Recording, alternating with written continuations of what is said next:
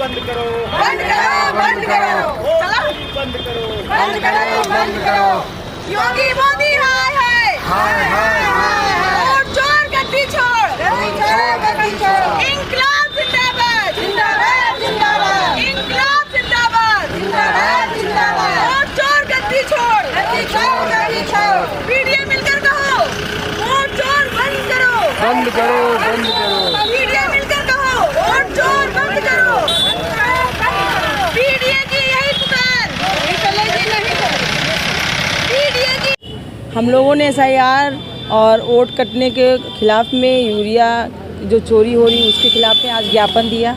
देखिए जिस तरह से इस समय जो डबल इंजन की सरकार है और जो चुनाव आयोग है वो भी कहीं ना कहीं उन्हीं के कहे पर काम कर रहा है। SIR को जब कहा जा रहा है कि वापस लीजिए, अगर यही रहा तो हम लोगों का इसी तरह से ख़त्म होता जाएगा वोट, और वोट कट रहे हैं। आप उन वोटों को काट रहे हैं जो आपके वोटर नहीं हैं। अभी हमारे राष्ट्रीय अध्यक्ष माननीय अखिलेश यादव जी ने 18,000 वोटरों का उनका साक्ष्य दिया, लेकिन उस पर भी चुनाव आयोग ने कोई एक्शन नहीं लिया। जब आपको साक्ष्य प्रस्तुत किया जा रहा है तब तो आप एक्शन नहीं ले रहे हैं, और SIR इसीलिए कहा जा रहा है कि आप इस SIR को हटाइए। दूसरा मुद्दा ये है कि आप बताइए कि आप कहते हैं मैं किसानों का हितैषी हूँ, किसान मेरा अन्नदाता है, लेकिन अफसोस की बात यही है कि जब किसान खाद लेने के लिए फसलों में अपने खेतों में डालने के लिए खाद लेने जाता है तो यही पुलिस प्रशासन उस पर लाठियाँ बरसाती है। ये कहाँ का न्याय है? आप कहते हो मैं किसान का हित सोचता हूँ, ये कौन सा हित है? ये कौन सा हित है? लेकिन अगर आपको हित है, आप डंप करके रखे हुए हो खाद को, आप डंप करके रखे हुए हो, लेकिन किसानों को साधारण से उपलब्ध नहीं करा रहे हो।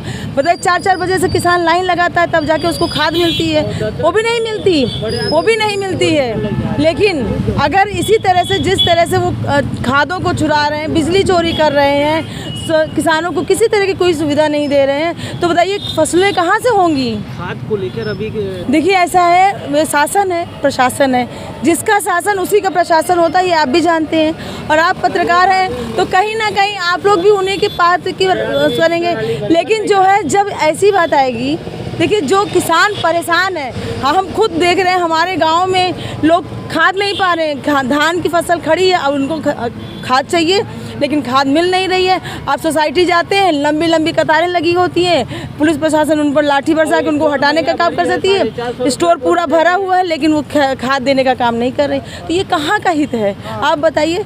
आप अगर इसी तरह से कमज़ोर वर्ग को दबाते रहेंगे, कुचलते रहेंगे तो क्या कर पाएंगे? बताइए। ये तानाशाही, हिटलरबाजी, मनवादी व्यवस्था को लागू करने के लिए ये सब चीज़ें चलाई जा रही हैं। अगर फसल ही नहीं होगी तो आप भी भोजन करते हो। कौन से देश का आप गेहूं और चावल खाते हैं जो आपको यहाँ के किसानों के हित के बारे में नहीं सोच रहे हैं? भाई ऐसा तो कुछ नहीं है। आप सोना चांदी हीरा मोती पैसा तो आप खाते नहीं हो, आप भी गेहूं की रोटी ही खाते हैं, चावल खाते हैं। तो जब किसान पैदा करेगा तभी तो आप तक पहुँचेगा और तभी किसान मजबूत होगा।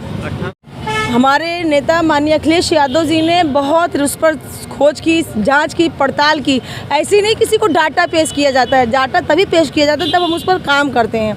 तो उस डाटा पर क्या चुनाव आयोग अभी तक चुप्पी क्यों साधे हुई है? क्यों नहीं उस पर जवाब दे रहा है कि नहीं ये सही है कि गलत है? आप गलत हो, अगर मैं गलत हूँ तो चुनाव आयोग जवाब देना मुझको। कहीं ना कहीं 2.5-3 साल बाद अब छोड़िए, वो तो मान लीजिए वो ट्वीट कर रहे हैं। आप मिल्कीपुर का देख लीजिए, जिस तरह से वोटों की डकैती हुई है।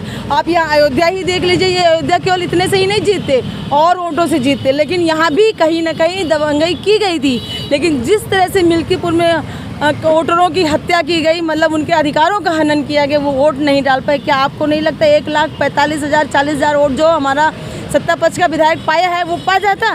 किसी कीमत पर भी नहीं पाता, वो भी विरोध में। लेकिन ये जबरन BLO को, बूथ एजेंटों को, सबको उन्होंने टारगेट दिया था कि 150 वोट आप डालना, और सिर्फ प्रशासन के दम पर ये चुनाव जीतते हैं। अगर ये प्रशासन को हटा दें और निष्पक्ष चुनाव कर दें तभी इनकी औकात सामने आ जाएगी। लोग भी अब अपना काम कर रहे हैं, जगह जगह पर लोगों को जाकर देख रहे हैं। हम भी अपना BLO बना रहे हैं और BLO लिस्ट, जो लिस्ट वोटर लिस्ट है उन पर उसको भी वॉच कर रहे हैं, देख रहे हैं। अब ये है कि देखिए, अब हम लोग मेहनत करेंगे, काम करेंगे, लेकिन वही कहते हैं ना कि जब चोर हैं, बैठे घर में ही चोर हैं, तो उसको चोरी को तो बंद नहीं किया जा सकता ना, लेकिन नाकेबंदी की जा सकती है। हम लोग नाकेबंदी करने का काम करेंगे। हम लोग योगी मोदी को सबक सिखाने का यानी प्रयास करेंगे कि अब की बार इनको वो चीज़ ना मिल पाए। मैं सरोज यादव, समाजवादी पार्टी की जिला अध्यक्ष, महिला सभा।